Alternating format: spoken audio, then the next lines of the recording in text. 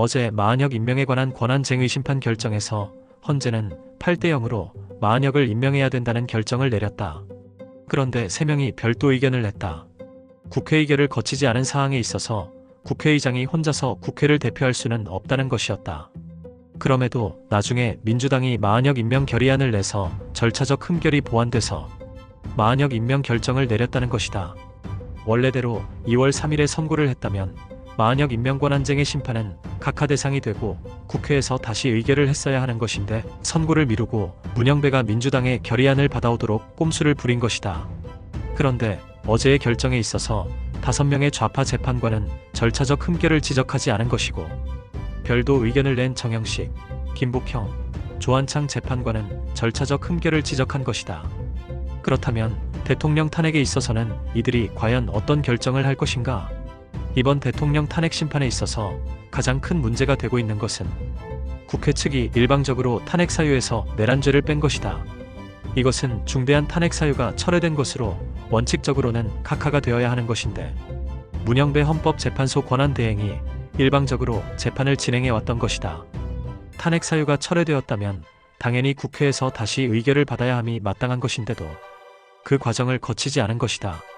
마한혁 임명 권한쟁의에서도 국회의결이 없이 국회의장 혼자 결정했다라는 것이 절차상 흠결이 되기 때문에 나중에 민주당이 다시 마한혁 임명 결의안 표결을 해서 그 절차상 흠결을 꼼수로 보완한 것인데 대통령 탄핵 사유 철회에 있어서는 어떠한 의결 과정도 없었던 것이다. 그렇기 때문에 우리나라 헌법학의대가 허영석좌 교수도 대통령 탄핵 심판은 내란죄 탄핵 사유 철회로 기각이나 인용 결정이 아닌 각하 대상이라고 의견을 피력하신 것이다. 만약 이대로 대통령 탄핵 심판이 이루어진다면 어제 절차적 흠결을 지적한 3명의 재판관은 대통령의 탄핵에 있어서 각하 의견을 낼 가능성이 매우 높다고 볼 수 있다. 마한혁 권한쟁의 심판에서 절차적 흠결을 지적했는데 다만 민주당이 나중에 결의안 표결을 해와서 보완이 됐다고 별도 의견을 낸 것이고 대통령 탄핵 절차에 있어서는 탄핵 사유 철회에 있어서 다른 의결안이 전혀 없었기 때문에 절차적 흠결이 보완되지 않았기 때문이다. 지금 시점에 마한혁을 임명하라고 헌재에서 결정을 내린 것은 결국 헌재 내에서 대통령의 탄핵에 대한 의견이 일치되지 않고 있기 때문에 민주당을 통해 마한혁을 임명 강행시키고 마한혁까지 대통령 탄핵 심판에 포함시켜 6대 3으로 대통령 탄핵을 이끌어내기 위한 좌파 헌법재판관들의 꼼수로밖에 볼 수 없다. 그러나 어제 헌재의 마한혁 임명 결정은 임명을 해야 한다는 의견일 뿐이고 언제까지 임명해야 한다는 기한이 명시된 것은 없다.